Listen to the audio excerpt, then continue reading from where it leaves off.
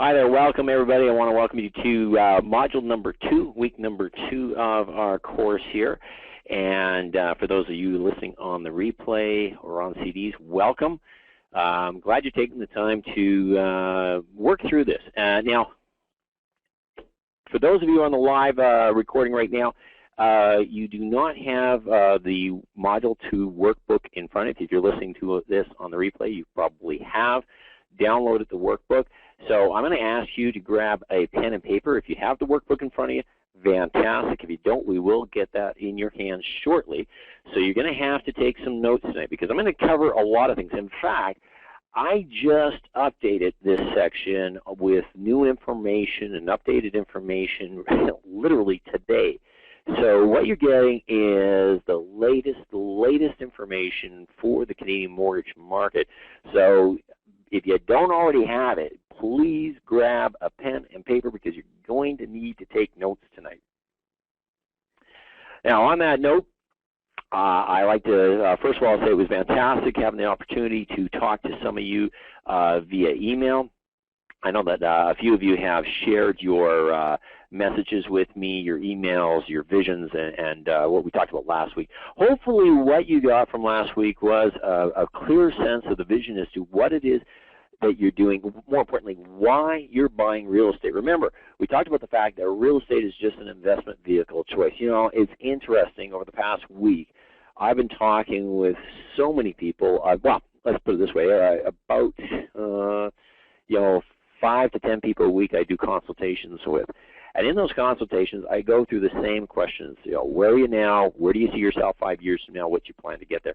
I'm always fascinated that I ask the client, I'll ask somebody, what's your plan to get there? And it amazes me the lack of clarity that people have in their plans, yet they're willing to go out there and literally spend millions of dollars on real estate. And as I indicated last week, 9 times out of 10, they're throwing mud against the wall. I was even talking with somebody who was a very sophisticated, I would have assumed a sophisticated investor today, and it was just lacking a lot of clarity around some of the basic concepts. And again, that's not a criticism. That's just a very common scenario. And quite often I'll say to somebody, so tell me, where is it that you see yourself? What's the results you're looking at? And they say, well, we're looking to buy, 5 or 10 properties. I said, no. What I was asking is, what results are you looking at? Well, we might be looking to buy a duplex, or maybe we might get into multifamily. And I had to pause. I was sitting down with a client this week, and I had to pause and say, listen, I understand that every time I ask you where you're going, you describe your vehicle. That would be equivalent to me saying, okay, what's your destination? And I want to know if you're driving from Vancouver to Los Angeles. And instead of telling me that you're driving to Los Angeles, you're saying, well, I'm thinking of driving a Ford. And I say, no, tell me the destination. Oh, okay. Well, we might decide to take a Porsche, but we haven't decided whether it's going to be a Chevrolet or a Porsche. See, the point I'm making is quite often everybody gets so caught up in the vehicle that they forget the destination. So hopefully what you got out of last week was clarity as to the destination. Now this week we'll start talking whether you need a Ford, a Chevrolet, or a Porsche, or whatever in terms of vehicles. And hopefully people don't get those two confused. But it's probably one of the most common things. So again, last week when we started, we talked about the money that you have. You take the money you have, buy some investments. With investments, you create cash flow. Hopefully you get enough cash flow, it creates a lifestyle. But the average Canadian doesn't quite have enough money from a job to buy quite the right investments that they were hoping for. Therefore, they don't quite have the cash flow they intended to have. And as a result, they're living a life by default, not a life on purpose. Okay? So what we want to have is reverse that process and identify the lifestyle. Remember last week in module number 1, you took the time to create the clarity as to why you're doing what you're doing, what that end result was. Hopefully you guys did your homework and really took the time to take that serious and identify the lifestyle that you envisioned for yourself and your family years from now, 5 years from now, or 10 years from now. Time frame is, well, by the way, I call this a 5-year plan.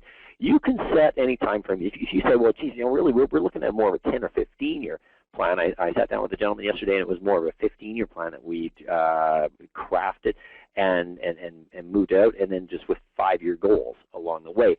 But regardless of what it is, you're going to know that at the end, 5 years from now, your lifestyle goal is either going to be derived from a certain amount of net worth or a certain amount of cash flow, and hopefully you determine what that is.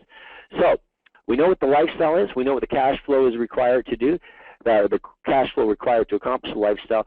Then we talked about the type and nature of investments required to create the cash flow to live the life we want to live. And that meant how many doors you had. So everybody should have a gap number as to the cash flow required on a monthly basis to live your lifestyle, and you should also have a sense of what the gap is in terms of the number of doors at X dollars a door to create the cash flow. Remember, you can change the numbers of doors, the dollars per door, or the end result, but you can't change that formula. It's always going to be X number of doors times X dollars per door equals the amount of monthly cash flow you're going to end up with in the year 2016. And again, hopefully you guys, everybody on this call has done the math on this and figured out what that number is. And then that's, of course, where we get back to today, and people say, well, Pete, that's all fantastic. I identified that I need 40 doors at $200 a door to create my $8,000 a month that I need for my lifestyle. But the problem is, I'm working this job right now, and I'm not sure I have enough money to go buy 40 doors. Well, great. All you've done there is identified an obstacle. So today's module is going to be focusing on those obstacles, okay? And just give me 2 seconds here. I just want to emphasize one of the things, if you believe in the law of attraction, which I do, I think it's very important that you do two things. Number one, you throw it out in the universe and create clarity around what it is you want. And when you do that, it's amazing how the universe can start to work for you and with you to help you attract what it is that you need to accomplish the results. And when you set out the plan such as this, all you've ended up doing, what ends up happening, of course, is that you get you're able to zero in on your obstacle so that you can overcome it. I also refer to this as being like a Jedi Master, because we're reverse engineering the process so we can predict the future before it happens, because we're working backwards. Remember last week we talked about taking the time to get to know your future self and asking your future self for advice. I'd love to hear some feedback from some of you who did take advantage of doing that exercise before you go to bed and visualizing, creating that vision of who your future self is, asking them for advice, and get them to help you overcome those obstacles. Well, this whole process kind of works that way, because now that we know how many doors we need in order to accomplish our goal, we can identify the obstacle before we encounter it. Now we can zero in and put our focus on overcoming that obstacle. So let's take a look at some of those obstacles, okay? Number one. Well, there's something for this way. There are two obstacles that you encounter in trying to accomplish your goals. It reminds me of the old, saying, where I think it's a Chinese proverb where it says, "I've got some good news and some bad news." Well, what's the good news? And the gentleman says, "Well, the good news is that your future lies in your own hands." Well, what's the bad news? Well, the bad news is that your future lies in your own hands. So here's the good news and the bad news. The good news is that there are only two major obstacles, short of psychological and emotional. That's a separate seminar altogether. But there are two major obstacles when it comes to financing for your building your real estate portfolio. So that's the good news. There's only two obstacles. The bad news is that there are two major obstacles. So we need to address these. I found that over the years I've been working with real estate investors, that it's only been a handful of people that don't run into one or two, if not both of these obstacles. And those obstacles are this: number one, qualifying at the bank, and number two, coming up with the down payments.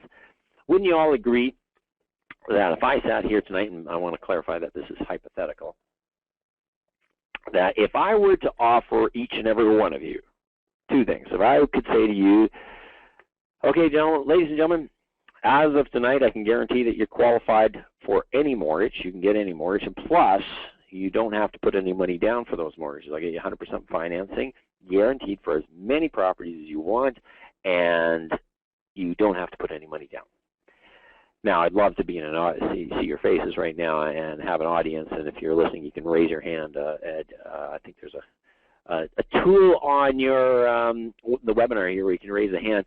But the question I have for you is, if I were to offer you that deal, in other words, if you could get guaranteed financing with zero down, how many of you would be able to go out and buy as many properties as you need to accomplish your goal?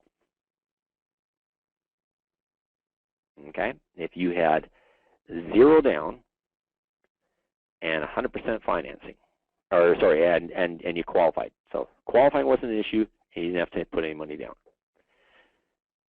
See, 9 times out of 10, when I ask that question across the country, the answer is a unanimous, well, geez, that would be a no-brainer. All I'd have to worry about is where to buy and when to buy it. And if I didn't have to worry about the financing side, qualifying or coming up with the money, well, duh, no problem. So let me ask you this. On a scale of 1 to 10, 1 being not important, 10 being very important, where would qualifying and coming up with the down payment, where would overcoming these 2 obstacles fit in terms of your ability to accomplish your goal? Would it be a 1 or a 10? And I remember asking this in one group, and the gentleman said it would be 11.5. In other words, I'm a little biased, obviously, but I tend to think the financing and overcoming these 2 obstacles is one of the most critical components, if not the most critical component, of any real estate investment program. That's one of the reasons why I'm so excited about this program, because I see a lot of seminars and workshops out there, or real estate, come to the seminar and learn how to buy real estate, and they get you all excited on why you should be buying real estate, or the fact that real estate will help you get rich. Well, we all know real estate will help you make money theoretically, but really, you get down to the nitty-gritty. How do we actually get this done? Okay, and so when we look at it this way, we sit there and say, okay, we have to figure out a way of overcoming these 2 obstacles. So tonight, the next 2 modules are going to focus on these 2 modules only, okay? Tonight we're going to tackle the qualifying. And this is a situation where it's funny. I remember just talking to somebody recently, and the question was, how do you buy real estate if you don't have huge income?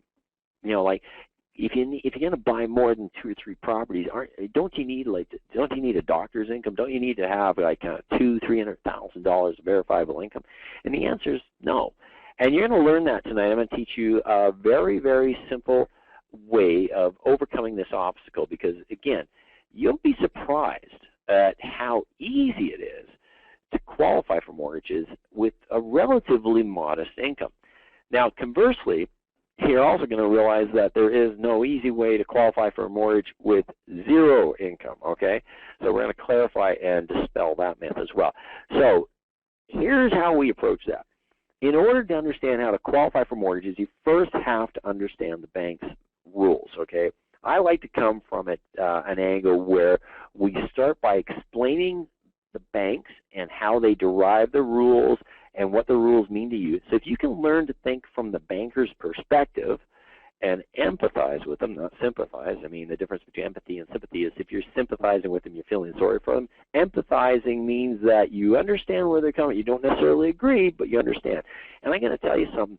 If you can come from an empathetic perspective with all your dealings in life, what's going to happen is you're going to understand what they're looking for and what they're needing, and then once you understand what I refer to as their rules of engagement and learn how to play within the rules of the sandbox. They've got the sandbox, they own it, you're wanting to play in their sandbox, so they're going to establish those rules. The more you can understand those rules of engagement, the more effective you'll be at playing the game. It's as simple as that. So, rule number 1 is what's referred to as a TDS, GDS guideline, okay? This is total debt service and gross debt service. This is a simple rule. It's economics 101 for mortgage brokers and bankers. So here's how that works.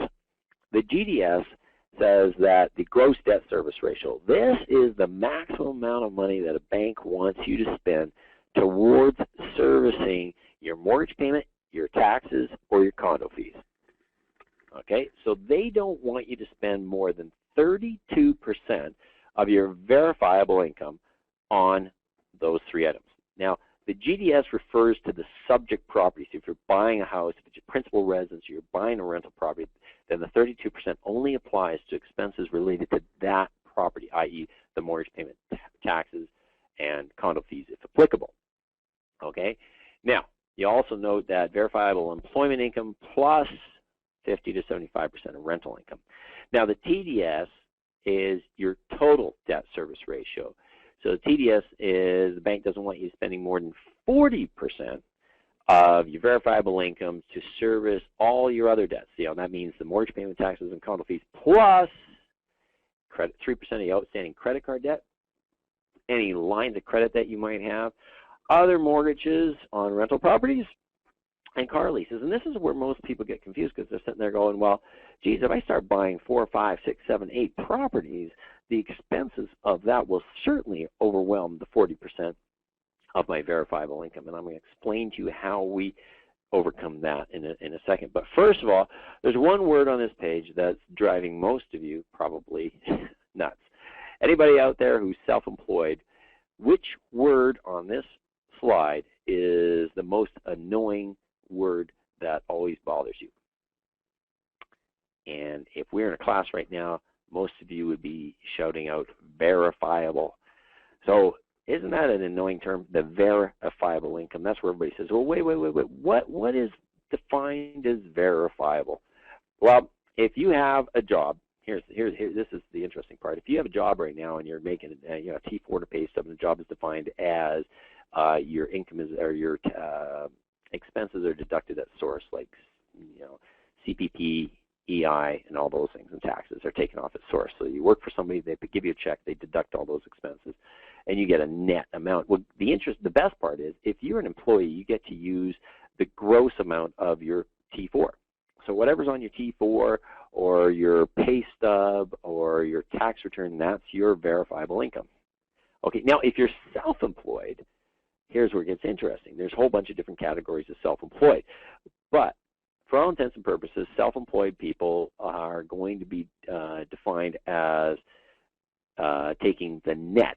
So what they're going to look for at the end of the day is line 150 on your tax return. And they'll probably take a 2-year average of line 150 on your tax return.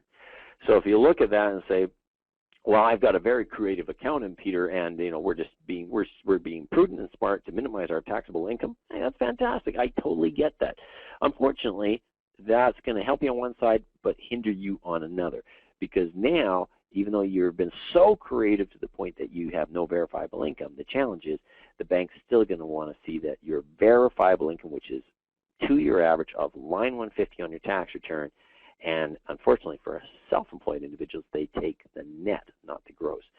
So the obvious reason for that is many self-employed people have miscellaneous expenses. And if you've just recently become self-employed, it also creates a potential issue because let's say that I had a job that was, I worked for an oil company and I was doing great. Now I've decided to, I don't know, open up a music store, something completely unrelated. And but it's a new business, but I'm really excited about it and I have huge potential. Well, here's the thing. Banks have no future tense in their vocabulary. As far as they're concerned, if you just went from being gainfully employed in one company and starting a brand new business that's unrelated, then they would consider you unemployed for a full year and, basically getting 40% of zero. Now, if you've shifted from working for an oil company and now you're just being subcontracted in the same oil industry, for example, that would be a different case. So these are taken on a case-by-case basis. So if you're not sure what your verifiable income is, just let me know. Okay, so let's take a look at this. What I'd like everybody to do right now is separate your personal and portfolio into two sides. So grab a piece of paper, draw a line down the middle that looks like this, and put personal on the left and portfolio on the right. Okay? Personal on the left, portfolio on the right. Give me a second to set that up.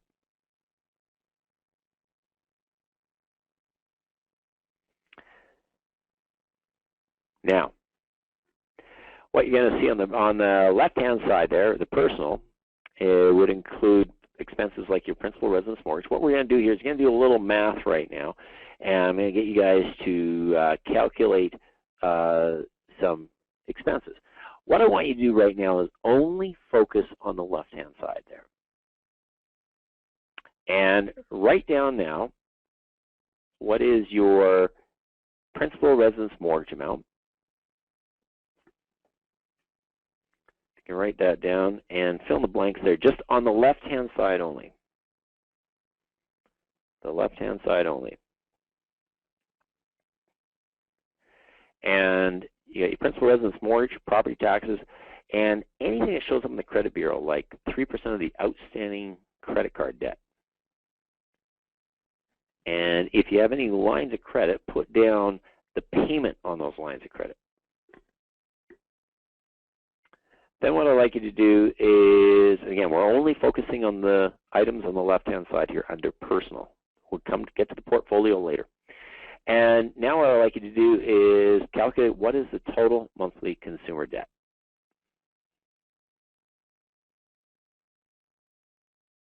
Okay.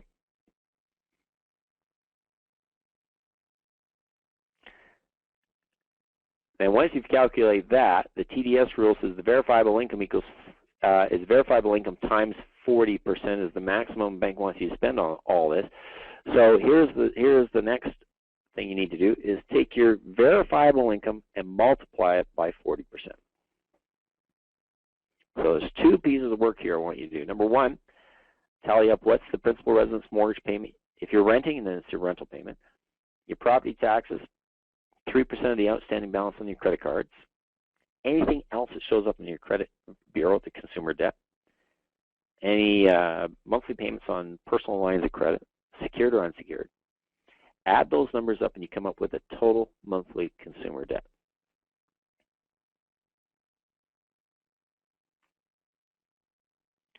Take a moment right now to do that math. Then in addition to that, calculate what is 40% of your verifiable income. And if you're self-employed, verifiable income is a 2-year average of line 150. If you're not sure or 100%, use a ballpark number for the purpose of this exercise and make that homework for you to calculate later. I'll give you guys a minute to figure that to do that math.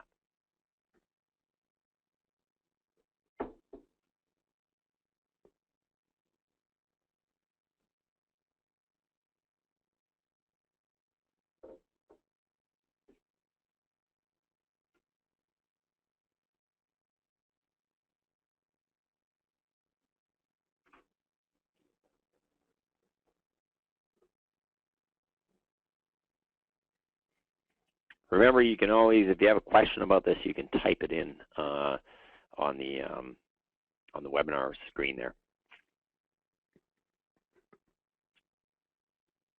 This is a section that always generates lots of questions about verifiable income. So again, let's take a look at this. Your verifiable income is line 150 your tax return if you're self-employed, 2-year average of that, or just your T4 pay stub if you have a job. Take 40% of that. And I kind of call that your debt service limit. That's called a DSL. So write that down. DSL stands for debt service limit. So your debt service limit is 40% of your income. And you should also have a total of your principal residence mortgage. Now, here's an example of what I'm talking about.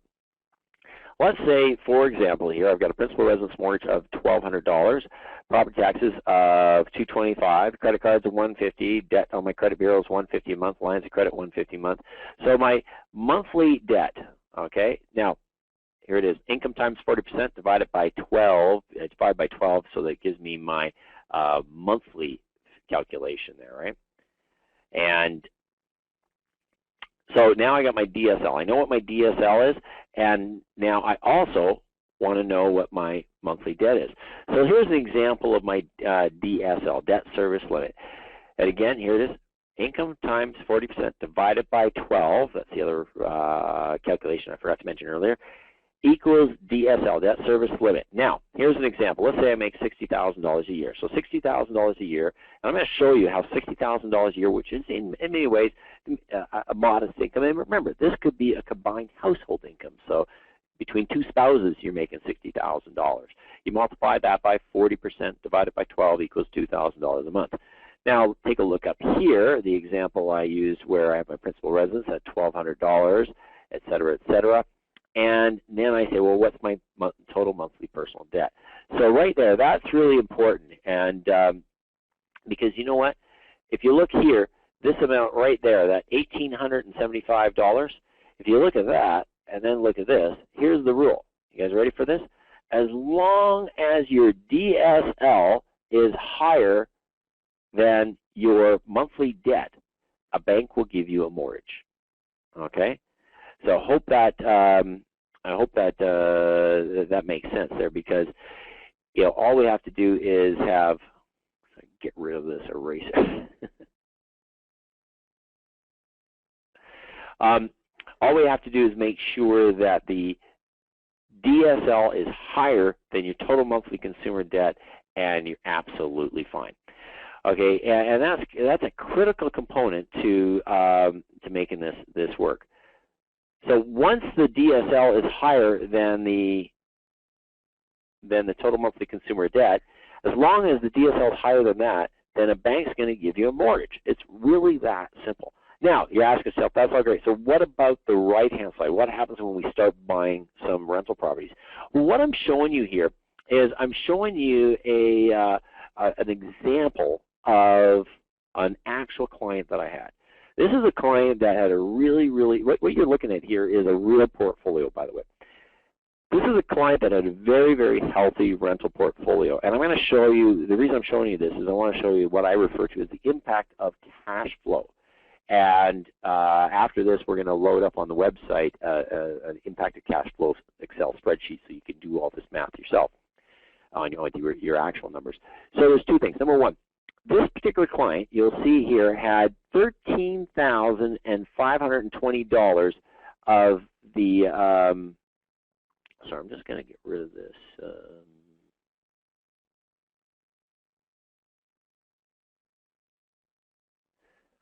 There you go.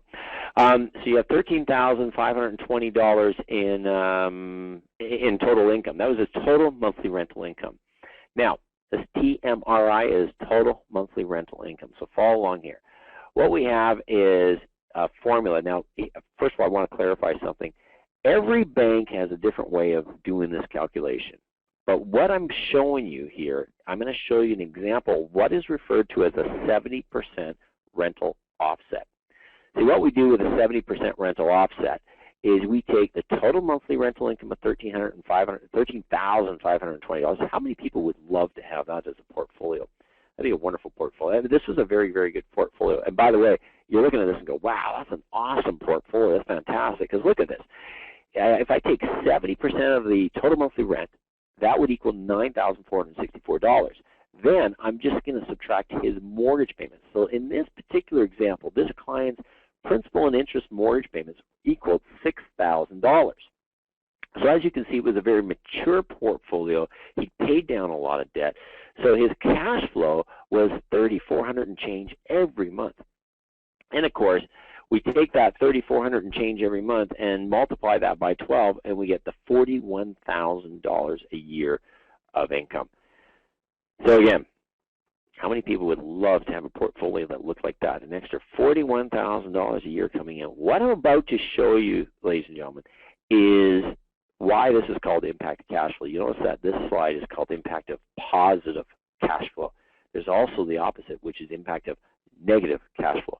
And what I'm going to show you here, remember last week we talked about a concept called cause and effect? I'm going to show you how this individual, if he were to go out and get a mortgage tomorrow, would easily qualify, but how he could also screw up his entire portfolio. Because watch this. Here's how the banks treat this. That money, that $41,000, because it's a surplus, gets added to the income so we can recalculate the debt service ratio. Again, I'll show that to you again. You'll notice that the $41,000 was a surplus because it was only 70% of the rent. Sorry, 70% of the rents, and we subtracted out the mortgage payments there. Now, you're asking yourself, well, why do they only take 70% of the rent? Because the other 30% is factoring in property management, taxes, condo fees, maintenance, and miscellaneous other expenses, vacancy, et cetera, et cetera. So what a bank, and again, I want to emphasize, this is just one example of a lender out there. Every lender has their own variation and version of how this works. This is just one example. So you take that $13,000 times 70%, subtract the mortgage payments, you got the surplus. Then what they will do is they take that surplus, add it to your income, recalculate the DSL, and you notice that your DSL now has increased. So what's the rule? Let's go back to rule number one. Again, rule number one, you got to remember, this is the most important rule. If your DSL, which is your income, 40% of your income, if your DSL is higher than your monthly debt on your personal side, then you can get a mortgage. So simple question. If this particular client were to go out there tomorrow and buy one simple property that had $100 of positive cash flow, or maybe $100 of negative cash flow, would he qualify for a mortgage? And the answer is absolutely. Not a problem in the world. Remember, he only had $60,000 of income. In fact, even if you go back and this individual had simply his $60,000 of income and no real estate, if this was all zero, if everything here was zero, and he went out and bought a property, as long as the DSL is higher than the monthly debt, which it is, then again, he'd qualify in a heartbeat, no problem. So I can't emphasize that enough, because some of you think you need hundreds of thousands of dollars to qualify for multiple properties. And here's the thing, some people say, hey, I want to get pre-approved for a mortgage. And by the way, if you ever are talking to a mortgage broker or banker who says to you, oh, I can pre-approve you for a rental property, understand something. They don't know what they're talking about. It's actually an impossibility to be pre-approved for a rental property. You can get pre-approved for a principal residence, but the rental property has cash flow. So unless a bank can know exactly what that property is and exactly what the cash flow on the property you're buying is, they can't pre-approve you, because the cash flow is a critical component to whether or not you qualify. So what can you do? You can't get pre-approved, but you can get pre-positioned, and that's what we're talking about doing right here, is positioning you so that you understand how it is that you can qualify for multiple properties. Because guess what? If your DSL is higher than the monthly personal debt, then as long as you're buying break-even or positive cash flowing properties, then you can buy not just one, because if you qualify for one, you qualify for 100. Let me repeat that. If you qualify for one, you qualify for 100. And this is the one rule or concept that 99% of the people out there, including the bankers and brokers, do not understand. If you qualify for one, you qualify for an unlimited amount of properties. So your income never has to increase to qualify for more properties. I hope that makes sense, because it's surprising how much of a misunderstood concept that is. That means also, if one of you is deciding to quit your job or to decide to become, self-employed in your area, but let's say a husband's deciding to become self-employed, but the wife has a $45,000 a year job, then you just have to make sure that everything on the left-hand side, that 40% of her $45,000 a year job is sufficient to cover your personal consumer debts. If that's okay, if it is, if her income covers off those personal consumer debts, then you're okay. It won't impact you to go and become self-employed. However, let's say your wife's not working and you sit there and say, I want to quit my job and become a full-time real estate investor. Well, first of all, let me help you understand something.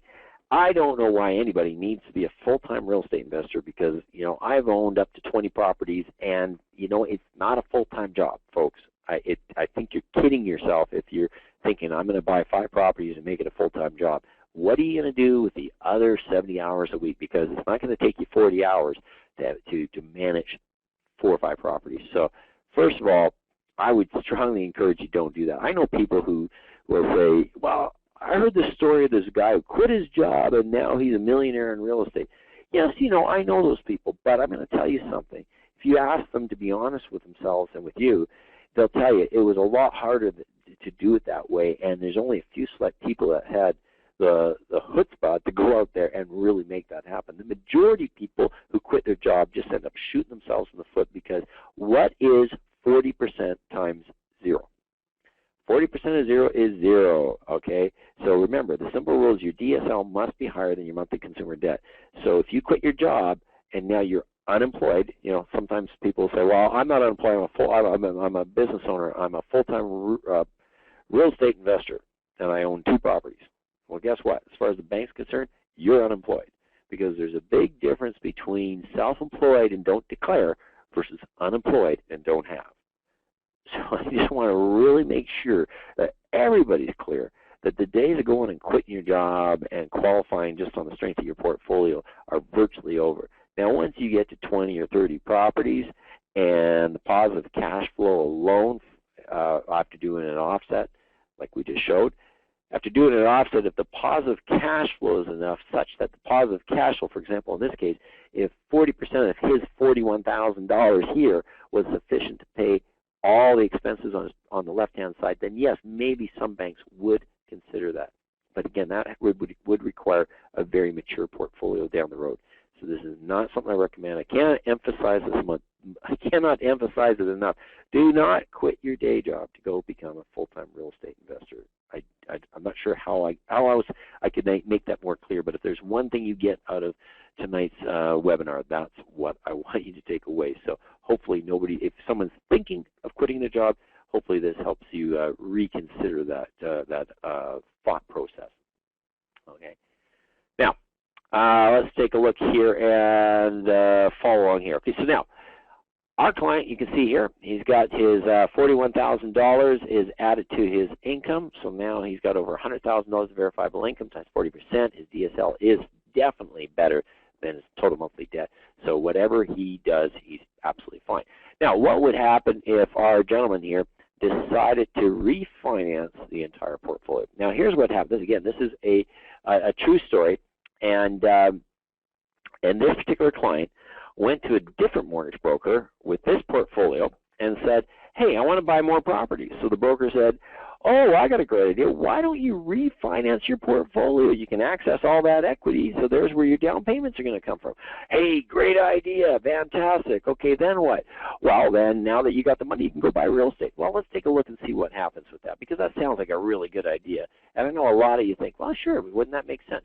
So here's what happened. This individual, the mortgage broker talked him into refinancing the entire portfolio. Fortunately for this particular client, he came back and got my opinion before proceeding, and I said, don't do that. Here's the reason why. Okay?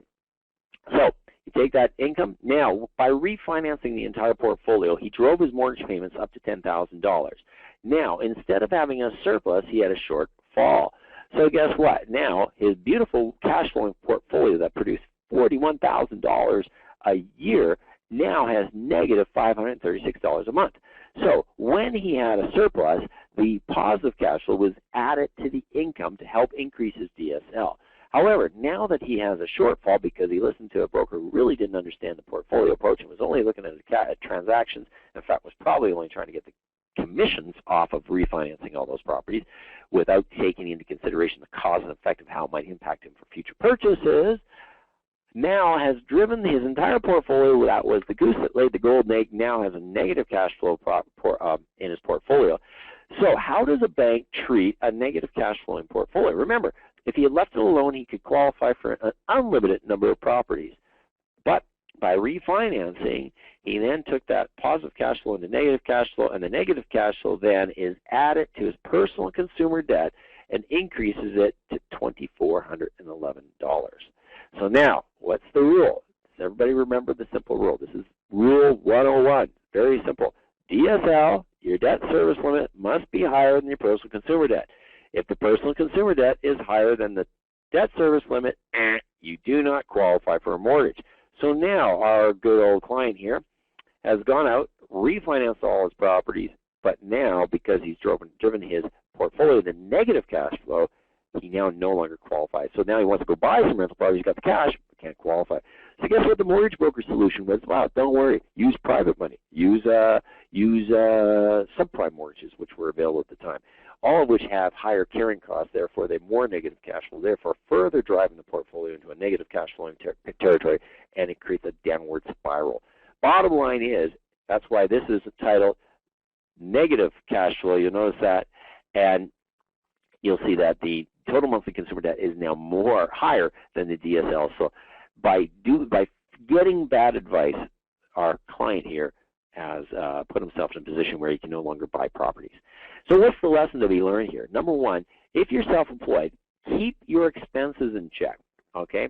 Don't go out there and lease a brand new BMW 2 weeks before trying to buy some rental properties, because that shows up in your credit bureau and throws these numbers out of whack. If you're self-employed, it's critical that you keep everything here in line. Now, the flip side of that is, if you look at this portfolio, he could easily have taken this number here, right? He could easily have taken this number and said, well, you know, I didn't need to increase my, I didn't need to increase this to $10,000. I could have made that, you know, $9,000. I'm going to try to draw a 9 here. If he had done that just at $9,000, right, and his mortgage payments were now $9,000, the TMRI times 70% was 94. He'd still have $464 a month in positive cash flow. So by utilizing this program and by understanding this concept, remember, it's understanding the rules of engagement, you could still refinance your portfolio, but don't refinance it all the way up to 80%. Maybe refinance it to 65% or 70%. Finance it up until the point that you're still having positive cash flow in your portfolio, because that's why it's referred to as the impact of negative cash flow. Because the point here is that the portfolio that you're going to do, creating positive cash flow in your portfolio is not only important for your future goals, because we go back to your gap and understand and analyze the gap that you were creating. We remember that it was critical to you so that you had positive. I'm assuming, you know, I don't have a chance to sit and look at everybody's paper in front of me, but I would suspect that for 90% of you, if I were to look at your gap number and what you needed, and the numbers of doors times the dollars per door, I would suspect that there was a positive cash flow at the end of the day. So number one, your business plan, your goal requires positive cash flow, but now you understand that not only does the goal require positive cash flow, but so too does qualifying. So now you understand that creating a positive cash flowing portfolio is critical to qualifying as you build a larger portfolio. So hopefully that makes sense. Now here's the most important thing. Some of you, as you know, will probably end up using joint venture partners, which we'll talk about in a future module. Now, if you're using joint venture partners, guess what? It is not a case of you qualify for the mortgage and they go and put the down payment and you treat it separately. It really is a factor of the two of you become one entity. So when you are utilizing a joint venture partner, what's really important is understanding that all their personal expenses get added in here with yours, and the two become one, okay? And, sorry, just going to try to erase everything inside. There we go. That's what I was looking for. All right, so what happens here is we add up all the personal debt for you and your partner, and then we take any real estate that they own, and that gets added in here. So if you have somebody, and by the way, so does the income. So let's say, for example, that you got this perfect ideal joint venture partner. They're going to come up with the down payment, but they're self-employed, and they have income is 0 times 40%. So they don't add anything because they can't verify any income, but they have a $500,000 mortgage on their principal residence. And the guy tells you, yeah, well, I make $200,000 a year. Well, unfortunately, you only tell Revenue Canada that you make $12,000 a year. So here's an example where a joint venture partner would actually disqualify you, because let's say these numbers work for you, but then when you add all your joint venture partner's debt on here, the total monthly consumer debt now is higher than the DSL, then you guys as a partnership will not qualify. So that's important to understand when you're attracting joint venture partners, to realize that the two of you become one entity. You're not treated as two separate entities. Now, here's a rental cash flow analysis. If anybody has rental properties, I'm going to post this spreadsheet. We actually have a master spreadsheet that can help you see what the formulas are at different lenders. I've got 4 or 5 different lenders on a spreadsheet that I will post on the website, the 5yearactionplan.ca. rentals.ca, and we will post that up there. And if you have any rental properties, you can plug them in here to see if they are a surplus or a shortfall. And remember, you don't get too confused with all the different lenders' formulas, because I sometimes give these spreadsheets to people and they say, "Oh, I tinkered around with your your spreadsheet there and I recreated it." Well, it's not intended for you to recreate the spreadsheet. This is designed for as a lender's spreadsheet. And if you try to figure out what their formula is, if you're really into that, great. But understand one philosophy I have: you don't have to know how an engine works in order to drive a car. Okay. So that's a very important thing. You just got to get in and drive. So just fill in the blanks when you get these spreadsheets. And this is the impacted cash flow worksheet. It's an Excel spreadsheet.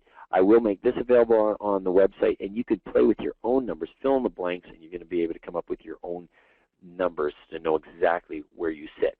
And that will help you understand it. It will help you project whether you should be buying increasingly cash flowing properties or whether you can get into break-even cash flowing properties for now. So those are some tools that I'll make available for you. Okay, now moving right along. I want to update you guys on the latest rules over the past 2 years from CMHC and a concept called cap space. Cap space is a new term that, again, majority of bankers and brokers aren't even familiar with, and the majority of people I talk to, it's a new concept to them. But it's absolutely critical when it comes to building your portfolio and understanding where to go to next. Okay, so here's the one big thing that you have to understand. When Jim Flaherty came out and was talking to or made his rule changes a couple of years ago, well, actually it was 2009 or 2010. Can't remember which one it is, but one of the ones, quite frankly, a lot of people thought, oh well, wasn't a huge difference for investors other than the fact that he made it. Now as a real estate investor, you have to put 20% down. Everybody was aware of that rule change. One of the changes that CMHC made that people were not aware of is they went from what's called an 80% offset to a 50% add back. Now, again, I'm going to go back to the analogy. You don't need to understand how an engine works to drive a car, because without having you sitting here right in front of me, it's going to be virtually impossible for me to explain the difference between an 80% offset and 50% add back. So all you need to understand is that CMHC used to apply an 80% offset. The example I just used in the previous slides was a 70% offset. So in other words, it was aggressive. What this meant was that if you own 15 properties and you wanted to get one more property, then all you had to do is CMHC would take 80% of the rent, offset it against the expenses, and assuming you were buying half decent properties that had half decent cash flow, you'd qualify for another 1 or 2 or 3 properties. So it was a very simple formula. Now what they're doing is they're only taking 50% of the rent, adding it back to your income, recalculating your DSL. So in other words, they take the 50% of the rent, add it to your income, then only consider 40% of that. So if you understand that math, you're only getting 40% of the 50%. So really, they're only factoring in 20% of the rent now. And you don't have to be a rocket scientist to figure out if you're only factoring 20% of the rent, but also taking into consideration 100% of the expenses, then there's no way that you could buy more than 2 properties. So that's why in the workbook it says it now only works with 2 properties. And it can sound confusing, but all you really need to know is that what this has done is it's driven business away from trust companies and more to charter banks. I'll explain that in a little bit, but it's created a new issue which is called cap space. Okay, so I'll explain what cap space is, because and again, some of this can get convoluted or confusing, so I'm going to try to explain this in as simple terms as possible. Okay, and at the risk of getting too heavy into the different layers of the banking world, let me try to explain it this way. In the banking world, you have kind of 3 sources of lenders. You've got charter banks, you've got your credit unions like Van City or Envision, et cetera, ATB. And then you've got trust companies or non-chartered banks. Now, for the average Canadian out there, they've never really experienced the trust companies. They're not familiar with them. There's lenders like MCAP or Merix or Street Capital or Dominion Lending. What happens is these trust companies, and there's about 20 or 30 of them, they all use the mortgage brokering industry to distribute funds. But where they get their money from is critical. They get their money from third-party institutional investors. So picture a group like Merrill Lynch or Deutsche Bank or the Ontario Teachers Pension Fund. These are, in the world of high finance and the complicated world of finance, there's literally billions and billions of dollars out there. And people are trying, and these institutional funds are trying to get their billions of dollars at play in safe, secure investments that return 3 to 6% interest rate to their funds. So, for example, Merrill Lynch might turn around and give $1 billion to a company like MCAP or Merrick's, and to a trust company, or First National, for example. They'll lend this money to them, and they'll say, use your mortgage broker distribution channel to get this money out in play into the Canadian marketplace. Well, this has been going on for years, and of course, what they require on the back end is they require that all of this gets securitized. So if you read my book, I refer to this as mortgage-backed securities, or MBS lenders. That's the term I use in the book.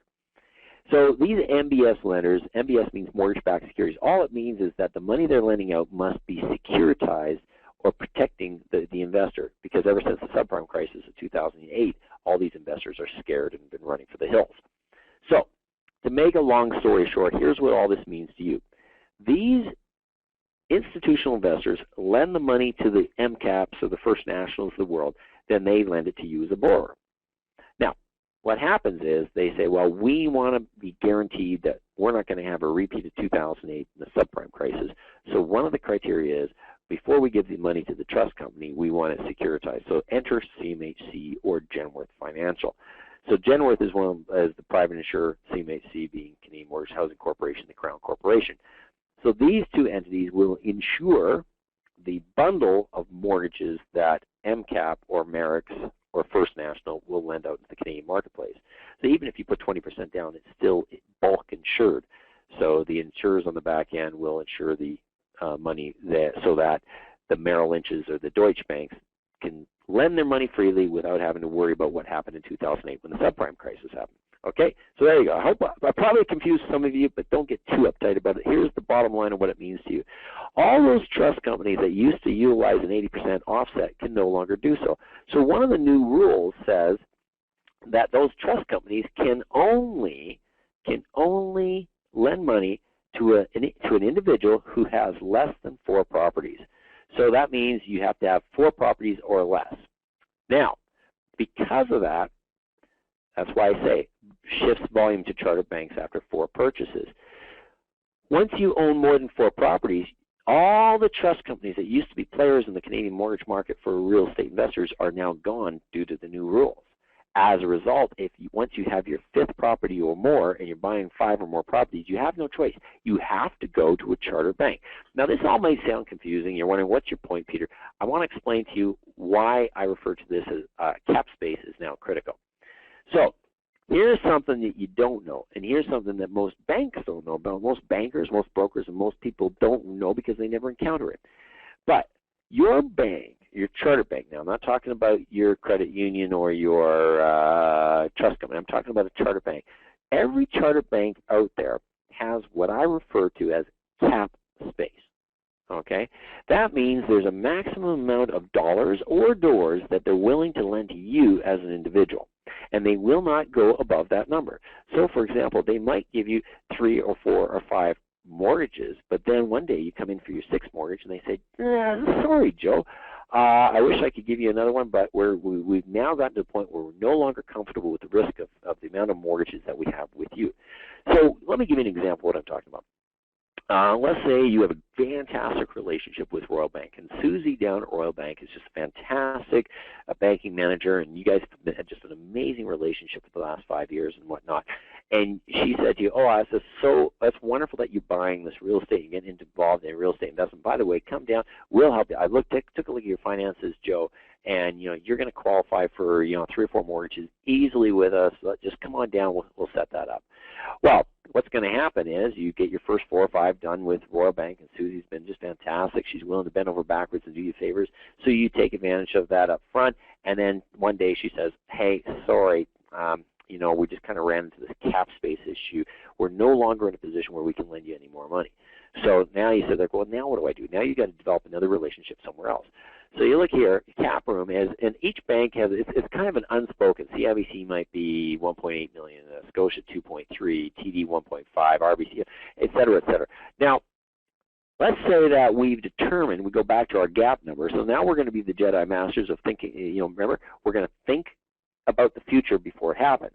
So when we look at our gap number and we look at the gap doors, the number of doors that we need to buy at X dollars a door to accomplish the end result, if you know that that number is 20 or more, then you also know you're going to run into cap space.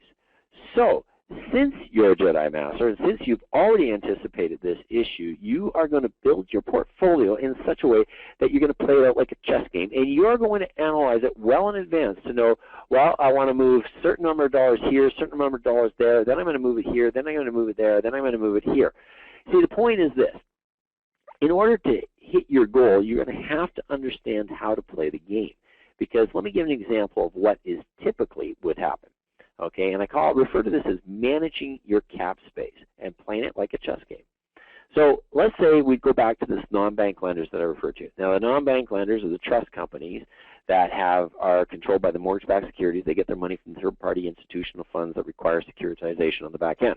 Boy, that's a mouthful, isn't it? So bottom line is, these non-bank lenders cannot lend to you if you own more than 4 properties. Okay? The rule is you can have 4 properties plus 4 rentals and 1 residential mortgage. But if you own 5 rentals, you are now, and you cannot go and deal with these lenders. However, with the charter banks, let's go back to Susie down at Royal Bank. You know what? They could do probably 4 to 6 mortgages. But the more important thing is, and again, that's case by case with each lender. I've seen some people, for example, I've seen a guy who went to Royal Bank to get his second mortgage was declined, and I saw somebody else who went to Royal Bank and got 10 mortgages. So they're a bit all over the map, and it varies from branch to branch, quite frankly. And the reason it does is because most branch managers simply just don't understand this. Okay, and that's one of the biggest issues. The reason they don't is because, quite frankly, it's a very small percentage of the Canadian population that actually purchases real estate investment properties to the tune that the majority of you guys are. And I don't know if I shared those numbers with you last week, but it's less than 5% of the entire population actually buys more, less than 5% of all the mortgages originated in Canada are originated as rental properties. So in the big picture, it's a small piece of business for banks. So they don't encounter this often. But here's the best part, okay? And this is what's really, really critical to you.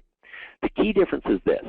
If you go to a non-bank lender, okay, the trust company that requires securitization on the back end, they cannot work with clients who have more than 4 rentals. So if you already have 5 rentals, they're out of the picture. The difference is if you go to a charter bank, they can also only do 4 to 6 mortgages, but they could do them anywhere. For example, if you come to them and you have 15 mortgages somewhere else, Susie at Royal Bank could probably do another 5 mortgages with you. They could do 5 with you, whether it's your first 5 or 15 to 20. And folks, I hope you understand the important difference there, because that's critical. In other words, if you waste your favor with Susie on the first 4 mortgages, you can never go back to your non-bank lender to get 4 more. So what you've effectively done by getting your first mortgages at a charter bank, you've hindered your borrowing capacity. If you get your first 4 mortgages at a non-bank lender, you've maximized your borrowing capacity. I hope that makes sense. So what we're trying to do here, again, we're going back to the goal. If your goal is I only want to buy 5 properties, then don't worry about it. Okay, you know, there's lots of charter banks we can get this covered. But if you know that your goal is going to require more than 20 properties, and it's going to involve joint venture partners who are also included in this mix, then it's critical that you organize this like a chess game, and you think in advance, you act like a Jedi Master, and you get your first 4 done at a non-bank lender, get them out of the way. I'll give you an example here also. Your principal residence mortgage counts against your cap. So I was doing a mortgage for somebody on this call. A gentleman, I won't mention names, you called me from Fort Mac, and we talked about your mortgage, and you're working with one of my underwriters here. Well, we're going to go to a lender. We're going to do that mortgage at someone who is probably a non-bank lender. We don't want to use up your cap space at a charter bank. So if you're wondering why we're not going to one of the charter banks with your principal residence mortgage, and that's a large mortgage, we don't want to use cap space at a charter bank when we don't need to, and we'll get it at probably equal or better rate. So does that make sense? That's why if you're working with somebody who understands the importance of looking at this from an entire portfolio, you're going to accomplish your goal much more effectively. So how would you, what should you do? What's the best way of developing your portfolio? Well, the best way to do this is, as I said, if your goal requires 20 plus doors, then get the first 4 at a non-bank lender. Then we're going to come back, and then we can go to like Scotiabank or National Bank. For example, National Bank has a fantastic program that allows you up to 15 doors, and they're the most flexible. But they can be hard to qualify. It's cash flow dependent. So it depends on case by case whether each property you're buying has enough cash flow to qualify at National. But if you do qualify at National, you can get up to 15 doors there. So they're very, very flexible. So I could go 1 to 15 at National, for example, or I could go 5 to 10 at Scotia, 10 to 15 at National. Then I might get 15 to 20 at RBC or TD. And again, if I got a great banking relationship with my personal banker down at my local branch, don't waste a favor. Don't shoot your silver bullet in the beginning when you don't need to. If you got a favor, call on the favor when you need the favor, and that's going to be 15 to 20. Because once you get beyond 10 to 15 properties, that's where more and more banks kind of drop off and they're no longer players in the game. So the number of players gets narrower and narrower. That sandbox starts to shrink. And when you get beyond 20 properties, I guarantee you that's going to be a case-by-case scenario. And quite often that's the point where people say, well, you know what, I'm no longer going to go on title, and my joint venture partner that I bring on board will be the one going on title. I'll register a joint venture agreement as a caveat against title after closing, but I won't be on title. Therefore, guess what? Since that joint venture partner hasn't bought rental properties yet, I'm back to 0 to 4. So hope that makes sense, because that's a critical component of planning it out and managing your cap space. And again, it's amazing to me, very, very few brokers and bankers even understand that. And the reason is because very few people, percentage-wise, it's a small percentage of Canadians that actually get to this point where it is an issue. So, important note, again, your joint venture partners' properties are included in this calculation. So be careful that you don't disregard that. And on that note, if you do start to work with joint venture partners, manage the relationship, because I can't tell you how many times I find that an investor will get to the point where they bring in a joint venture partner, and the joint venture partner, suddenly the tail's wagging the dog here. The joint venture partner says, oh, listen, Joe, you know, I got a great relationship with Bob over at BMO, so I'm just going to go get the mortgage done there. And it sounds like it's no big deal, but both of you are on title, and all of a sudden you get to the altar, and both of you, the bank manager at Bank of Montreal is thinking, no, well, I know Joe, he's fine, and I got a great relationship with him, so he's more than willing to do the mortgage with your joint venture partner. Then all of a sudden he discovers you're on title, and he also discovers that you own 4 or 5 other properties, and at the last minute he starts to dig into your cash flow and all The bottom line is, I've seen a lot of people where the Bank of Montreal or one of the banks pulls the funding at the last minute because they discovered a joint venture partner and they weren't quite sure how to structure it. They didn't know what to do. It wasn't a common way of structuring things, so they didn't. So the whole thing fell apart, and the financing was yanked from them at the last minute. So how do you avoid getting stuck at the altar?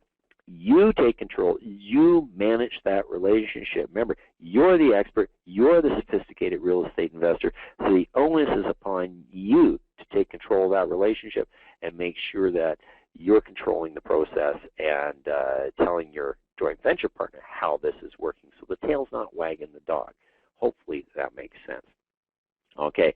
Now, this whole thing, I got some great news for some of you guys. I mean, there's somebody out there saying, oh my goodness, I'm really frustrated because I did the 40% of my verifiable income and all this and that, and I'm self-employed, and this whole thing really isn't working for me. I'm having a challenge with the way Peter just described this way. Here's some really, really good news.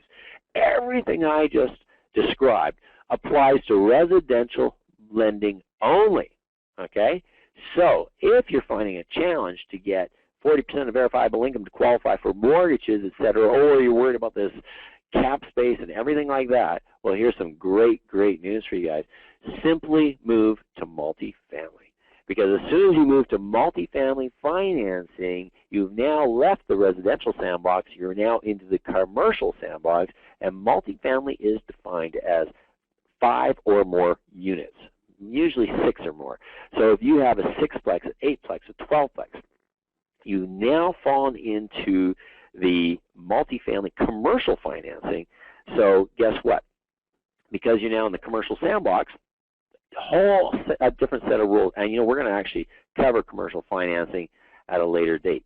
So that actually wraps up obstacle number 1 for this week, and I'm going to summarize this. Number 1, before we get into obstacle number 2 and down payments for next week, 3 things. And write this down. If you're having challenges and you're self-employed and you want to qualify for more mortgages, number 1, just simply keep your debts in line, okay? If you keep your debts in line, remember the DSL must be higher than the monthly personal consumer debt. As long as your DSL is higher than the monthly personal consumer debt, if you qualify for 1 property, you qualify for 100. And then make sure you have enough income to qualify. If you're sitting there right now and I was talking to a client the other day, and they have the ability to talk to their accountant to decide whether they should declare this amount of money or that amount of money, you might be saving in tax, but look at the big picture. Don't shoot yourself in the foot just to save a few dollars in tax and ruin your ability to buy real estate investment properties because you need to qualify on income. And lastly, if you're finding it really complicated to do this whole thing from a residential standpoint, consider shifting the entire portfolio and putting your focus on multifamily, 5 or more units. And when you move into multifamily, you've now moved into the commercial sandbox. And with the commercial sandbox, you've got a lot more options, and in some cases, it's even better. So, but again, we'll cover that in a later module. Ladies and gentlemen, that is, looking at the clock here, it's 7:10, so that wraps up our module number 2 for this week, and hopefully you have a better perspective as to A, how you can qualify for mortgages, and maybe you found out that you don't need as much income as you might have thought you need. And again, if you have any questions around that, please take advantage of the email, the Gmail. You should have a Gmail account, 5yearactionplan@gmail.com. Send your email questions to me. I will answer them and help you create some clarity around that. Cap space. Remember the importance of managing your cap space is structuring your portfolio like a portfolio, not as an individual transaction, so you avoid painting yourself in the corner, and you want to maximize your borrowing capacity by managing your cap space. Any questions? Send me an email on that.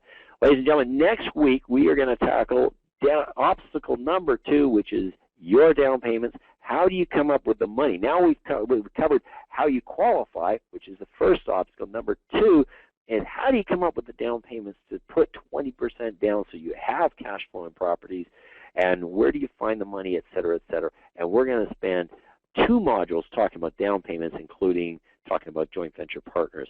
So looking forward to that next week. I hope you guys got a lot out of tonight, and I hope it all made sense. And again, if you have any questions, please don't hesitate to send me an email.